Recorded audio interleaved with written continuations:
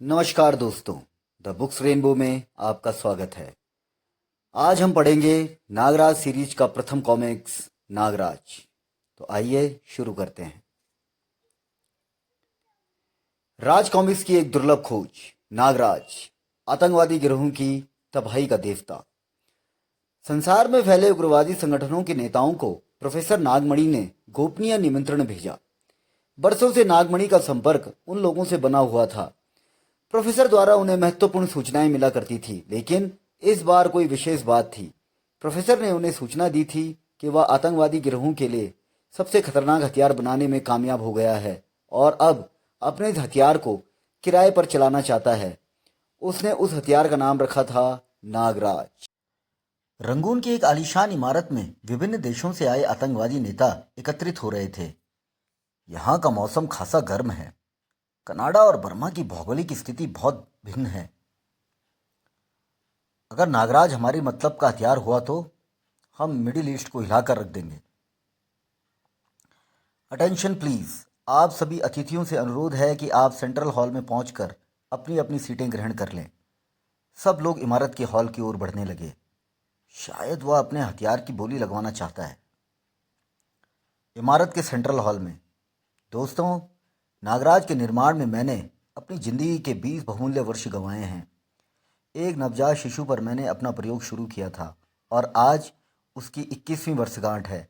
उसके भीतर जो थोड़ी बहुत कमजोरियां हैं वो अगले कुछ वर्षों में समाप्त हो जाएंगी।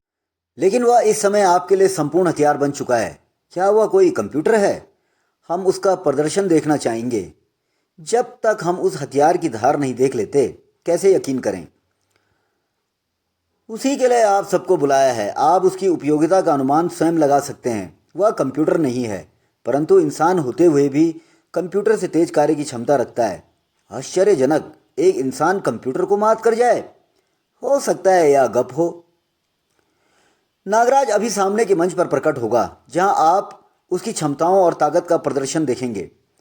नागराज मंच पर प्रकट हो गया। सभी मेहमानों को नागराज का अभिवादन। आप लोग दुनिया में खतरनाक आतंकवादी संगठनों के सरदार हैं। आप सभी किसी न किसी फन में महारत हासिल किए हुए हैं।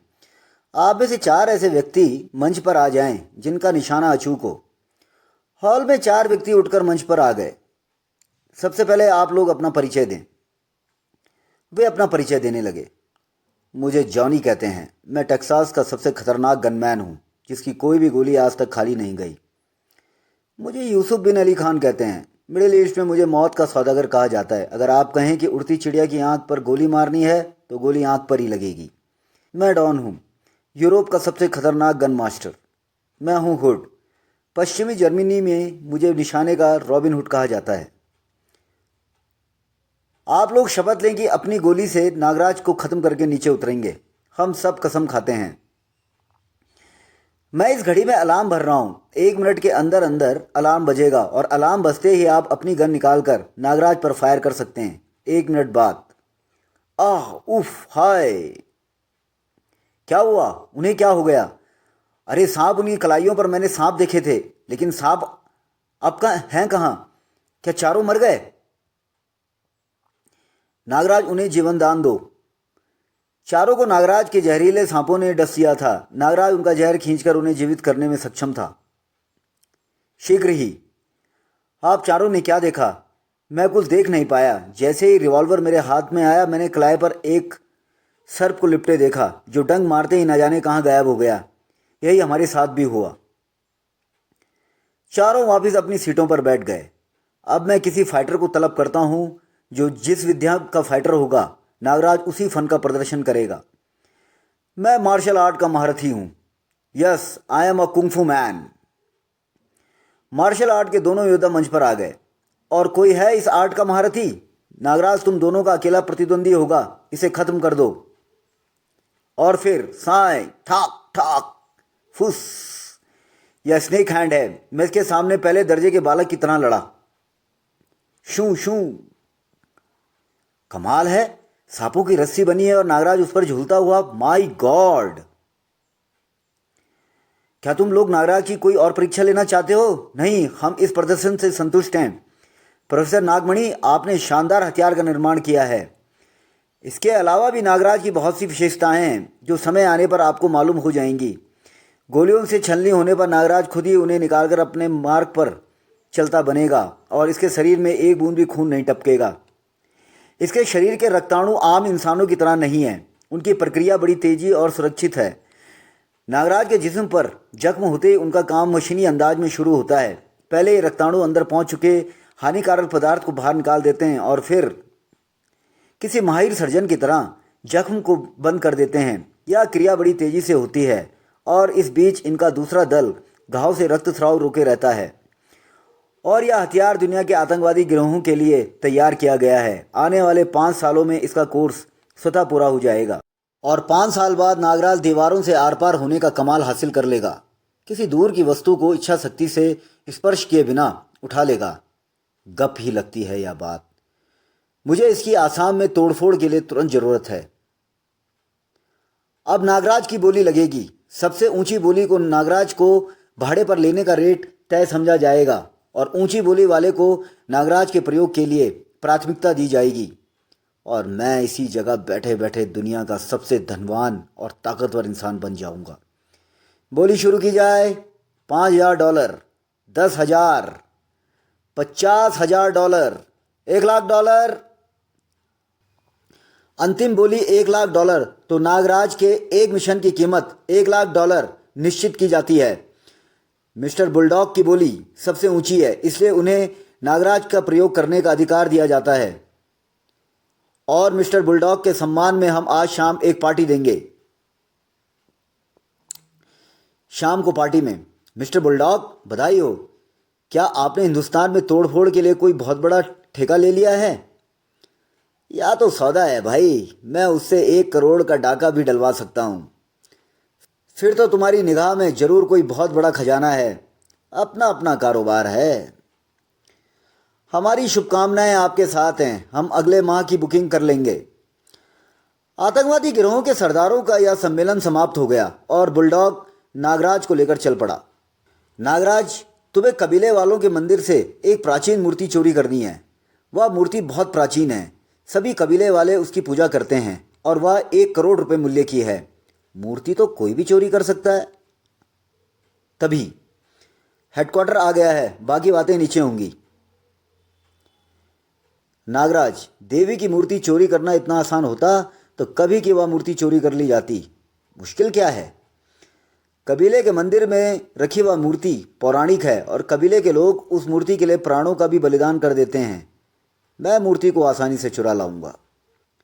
लेकिन फिर भी देवी की मूर्ति चोरी करना इतना सरल नहीं है, क्योंकि उसकी रक्षा मंदिर में रहने वाले सैकड़ों नाग करते हैं। नाग?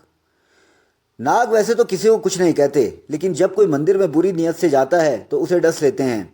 यह तो बहुत विचित्र मामला है। हमारे 5 आदमी मारे जा चुके हैं। मैं मूर्ति चुरा लाऊंगा। उस मूर्ति की सुरक्षा का क्या प्रबंध है? उस मूर्ति की सुरक्षा एक सन्यासी भी करता है। लोग उसे महात्मा गोरखनाथ के नाम से पुकारते हैं। वह सन्यासी आसाम के जंगलों में कहीं रहता है, लेकिन उसका निवास किसी को मालूम नहीं। वह सफ़ेद बालों वाला शक्तिशाली इंसान है। वह भी मुझे नहीं रोक सकेगा।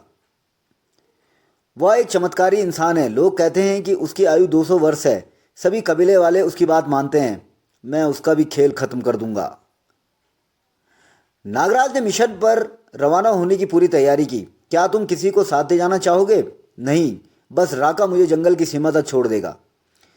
मैं तुम्हें पुल के पास छोड़ दूंगा। वापसी में जीप वहीं मिल जाएगी। पुल पार करके नागराज बस्ती में पहुंचा। बस्ती में इंसानों का पहरा भी है, इसे गुजर जाने दूं। जागते रहो। बड़ी खतरनाक पहाड़ी पर खड़ी है इसकी पिछली दीवार। नागराज खुरदरी दीवार पर आसानी से चढ़ गया और फिर शीघ्र ही नागराज नागरस्सी का प्रयोग करता है। शू शू शू। अब चलूं नीचे मंदिर के अंदरूनी प्रांगण में। नीचे पहुंचने पर बाहर के कपाट बंद हैं और मैं अंदर आ गया हूं। अब यह दरवाजा। नागानंद नागराज का दायां हाथ। नागानंद, तुम जाकर पता लगाओ कि इसे अंदर से कैसे खोला जाता है। ओह, दरवाजा खुल रहा है। मेरे शागिर्द ने अपना कमाल दिखा दिया। बड़ा अलौकिक प्रकाश है यहाँ। तभी फुस फुस फुस। अरे नादानो, मुझ पर जहर उगल रहे हो? ठहरो, अभी चखाता हूँ मजा। नागराज के शरीर पर डसने वाले सांप पानी बनकर पिघल जाता था। देख लो नागराज पर जहर उगलने का अंजाम। बचे हुए नागराज की जहरी फुंकारों से धराशायी हो गए और फिर नागराज मूर्ति की तरफ लपका। लेकिन तभी फुस फुस। यह मुकाबला जोरदार रहेगा। मेरी जहरीली फुंकार का इस पर प्रभाव नहीं हुआ। इसका मतलब यह किसी विशेष दर्जे का नाग है। साएं। फुस फुस।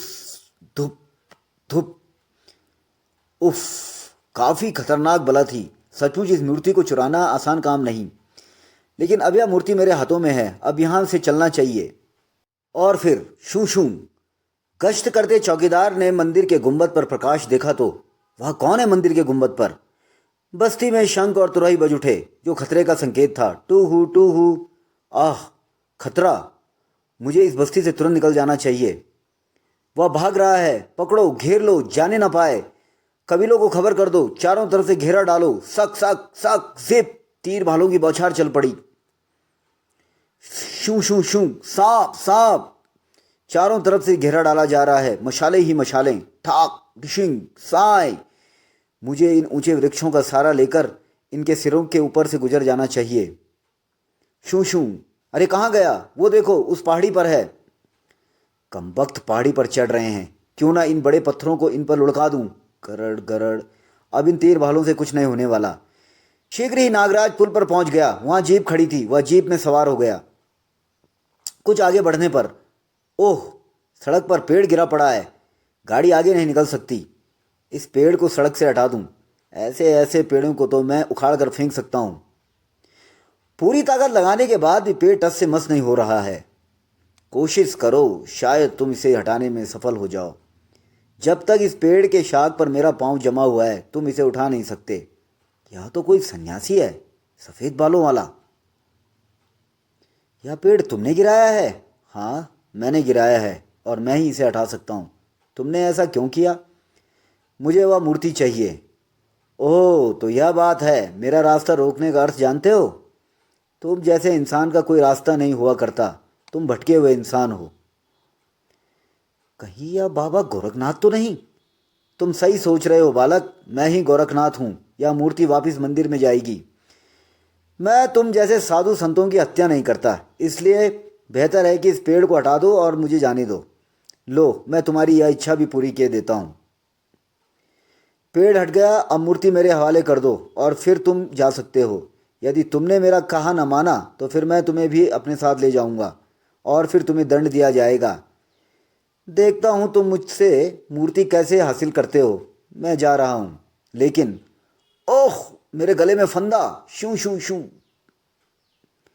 मेरे सारे नाग वापस पलट रहे हैं। उसके कंधे पर काला नेवला बैठा है। काला नेवला शिकांगी। शिकांगी, वह रस्सी तोड़कर फरार होना चाहता है। फुस फुस। शिकांगी नेवले का धारक बहुत बड़ा जादूगर होता है। मैं इसकी असीमित शक्ति का मुकाबला नहीं कर सकता। मुझे भाग जाना चाहिए। शिकांगी नागराज के चारों तरफ घूमने लगा। ओह, इसने मेरे चारों तरफ जादुई लकीर खींच दी है। तभी ठाक। भटके हुए लोगों को सही मार्ग दिखाना उनके लिए सबसे बड़ा दंड होता है। अगर यही इंसान अपनी शक्ति का प्रयोग मानवता की रक्षा के लिए करे तो लोग इसकी पूजा करेंगे। महात्मा गोरखनाथ ने वशीकरण विद्या द्वारा नागराज के दिमागी हालत जानने शुरू कर दिए। नागराज, तुम नागमणि जैसे शैतान के गुलाम हो। उसने तुम्हें बनाया है। इसका मतलब तुम्हारी अपनी कोई स्वतंत्र हस्ती नहीं। सबसे पहले मुझे यह जानना होगा कि तुम्हारा निर्माण कैसे हुआ। तुम्हारे मस्तिष्क के चित्र अब मेरे मस्तिष्क में उजागर होंगे। नागमणि इच्छाधारी सांप पकड़ना चाहता था। वह सांपों का विशेषज्ञ था और सांप पकड़ने के लिए जंगलों में भ्रमण करता था। एक दिन वह जंगल में पहुंचा तो यह तो किसी नाग देवता का पुराना मंदिर मालूम पड़ता है। नागमणि को किसी बच्चे के रोने की आवाज़ सुनाई दी। वह मंदिर में दाखिल हो गया। अरे बच्चा, ओह कितना प्यारा बच्चा है, मैं इसे पालूंगा। फिर जैसे ही नागमणि ने बच्चे को गोद में लिया, एक नाग फुफकारता हुआ उसके मार्ग में आ खड़ा हुआ। यह तो इच्छाधारी नाग है, मेरी आंखें धोखा नहीं खा सकती। और तभी इच्छाधारी ने इंसानी रूप धर लिया। मेरे दर्शन बहुत मुश्किल से प्राप्त होते हैं। ए इंसान, तू जो भी है, गौर से मेरी बात सुन। एक लड़की मेरी पुजारिन थी। किसी ने उसके साथ अत्याचार किया और परिणाम स्वरूप यह बच्चा पैदा हुआ। मरने से पहले उसने इस बच्चे को मेरी शरण में छोड़ दिया। तब से यह बच्चा इसी जगह है। मुझे इस बच्चे के संरक्षक की ज़रूरत थी जो इसे पाल पोस कर जवान करे और इसे अपनी माँ के साथ हुए अन्याय का बदला लेने के काबिल बना सके। मुझ पर विश्वास करो, मैं इसे वैसा ही बना दूंगा जैसा तुम चाहते हो। मैं इस बच्चे को पराक्रमी व बलवान बनाना चाहता हूँ। आज से 20 वर्ष बाद तुम इस जगह आना, मैं तुम्हें मृत अवस्था में मिलूंगा। तुम मेरे कंठ से विष की थैली निकाल लेना और मेरे शरीर का भस्म बनाकर इस बच्चे को खिला देना। इसमें एक दिन मेरी जैसी योग्यताएं स्वतः पैदा हो जाएंगी और वह सांप के रूप में परिवर्तित हो गया। परंतु याद रहे, मेरा भस्म बनाकर खिलाने से पहले इस बच्चे को 1000 जहरीले सांपों से डसवाना होगा। हल्के जहर से तुम इस पर प्रयोग करोगे और सबसे अंत में तुम मेरे कंठ से निकली जहर की थैली से इसके शरीर में मालिश करोगे। थोड़ा सा जहर इसकी जिह्वा से स्पर्श कराओगे और तब यह नागराज बन जाएगा। सांपों की कोई भी नस्ल इसे पराजित न कर सकेगी। ठीक है, मैं ऐसा ही करूँगा। और नागमणि ने उस बच्चे पर प्रयोग शुरू कर दिया। स्नेक मैन, यह मेरे जीवन का सबसे बड़ा आविष्कार होगा। जिस तरह राजा विषकन्या बनाते थे, मैं विषनर बनाऊंगा जिसके 1000 सांप गुलाम होंगे। नागमणि ने उस पर अपने जहरीले सांपों का प्रयोग प्रारंभ कर दिया। इसमें गजब की क्षमता पैदा होती जा रही है। धीरे धीरे इसकी क्षमता बढ़ती जाएगी। नागमणि के घर में ही नागराज बड़ा हुआ। अब वह वक्त आ गया है जब इच्छाधारी की भस्म इसे खिलाई जाए। ओह, अभूतपूर्व! इसके जिस्म की रंगत बदलने लगी। कुछ दिन बाद यह एक खौफनाक नाग की तरह नजर आ रहा है जिसका चेहरा इंसानों जैसा है। मैं सफल हो गया। नागराज पर अब मेरा अंतिम प्रयोग बाकी है। नागराज के जिस्म पर इच्छाधारी सांप के जहर की मालिश की गई, लेकिन मुझे इसके ब्रेन पर कंट्रोल रखना होगा। अब कुछ वर्षों बाद इसमें इच्छाधारी सांप के सब गुण आ जाएंगे। नागमणि ने नागराज के मस्तिष्क का ऑपरेशन करके उसमें एक कैप्सूल फिक्स कर दिया। अब इसकी अपनी कोई इच्छा नहीं होगी। जो मैं सोचूंगा वही इसकी सोच होगी। नागराज, तुम मेरे गुलाम हो। तुम एक ऐसी मशीन हो जो मेरे लिए काम करेगी। हाँ आका, मैं आपका गुलाम हूँ। 1000 सांप तुम्हारे अंदर अदृश्य हो चुके हैं। जब तुम उन्हें जगाओगे तो वह तुम्हारे हाथों से जिंदा होकर बाहर निकल आएंगे और एक दिन तुम में स्वतः अदृश्य होने की शक्ति उत्पन्न होगी। तब तुम इच्छाधारी सांप की संपूर्ण योग्यता प्राप्त कर लोगे। इस तरह गोरखनाथ ने नागराज की उत्पत्ति की पूरी कहानी जान ली। नागमणि इसे अपने स्वार्थ के लिए प्रयोग कर रहा है। इसके मस्तिष्क का कैप्सूल निकाल देना चाहिए। गोरखनाथ ने योग विद्याओं से नागराज के मस्तिष्क का ऑपरेशन किया और पिरोया गया कैप्सूल नष्ट कर दिया। यह है वह कैप्सूल। तब नागराज को होश आया। अब तुम ठीक हो। तुम कैसा महसूस कर रहे हो? बहुत तरोताज़ा, जैसे कोई बोझ हट गया हो। क्या तुम आतंकवादी गिरोहों के लिए अब भी काम करोगे? क्या तुम अब भी नागमणि के गुलाम हो? मैं किसी का गुलाम नहीं हूँ। वह सारे दृश्य मुझे याद आ रहे हैं। मुझसे कितने भयंकर अपराध करवाए जाने वाले थे। लेकिन असली जंग अब से शुरू होगी। मैं दुनिया से आतंकवादी गिरोहों का सफाया कर दूंगा। मैं इन गिरोहों के सरदारों को पहचानता हूँ। ये लोग अब अधिक दिनों तक धरती पर नहीं रह सकेंगे। इसे सजा मिल गई। यह सही रास्ते पर आ गया। आपके चमत्कारी शिकांगी नेवले ने मुझे घेर लिया था। अगर यह देवता तुल्य नेवला आपके पास न होता तो मैं आपके काबू में नहीं आता। काला नेवला शिकांगी नस्ल का होता है जिसके दर्शन भी दुर्लभ होते हैं। यह नेवला वशीकरण शक्ति का स्वामी माना जाता है। यह अपने आप में बहुत बड़ी जादुई शक्ति है। जंगली लोग इसकी पूजा करते हैं और जादूगर अपनी कला के लिए इसकी साधना करते हैं। यह नेवला गोरखनाथ ने बड़ी साधना से प्राप्त किया था और जब से शिकांगी उसके पास था वह रहस्यमय शक्तियों का स्वामी बन गया था। मुझे शिकांगी ने इस बात की सूचना दी थी कि तुम मूर्ति चुराकर भाग रहे हो और किस रास्ते से भाग रहे हो। जाओ, शिकांगी की कृपा से तुम आज़ाद हो गए हो। मैं आपको कभी नहीं भूलूंगा। आप सचमुच देवता हैं। न जाने मुझसे कितने अपराध होते और ना जाने कब तक मैं नागमणि की गुलामी करता रहता। और जब भी तुम्हें मेरी आवश्यकता पड़े तुम मुझे याद कर लेना। तुम मुझे अपने मस्तिष्क में खड़ा पाओगे। जाओ, मेरा आशीर्वाद तुम्हारे साथ है। नागराज का नया जन्म हो चुका था। उसे बाबा गोरखनाथ का आशीर्वाद प्राप्त था और वह आतंकवादी गिरोहों के विरुद्ध उठ खड़ा हुआ था। अब देखना यह है कि उसका निशाना सबसे पहले कौन बनता है। उधर गोरखनाथ ने मूर्ति को यथास्थान उसी मंदिर में स्थापित कर दिया। मूर्ति तत्काल लौट आने से सांप्रदायिक हिंसा रुक गई और कबीलों में गोरखनाथ की जय जयकार होने लगी। नागराज अपने सफ़र पर निकल पड़ा। समाप्त।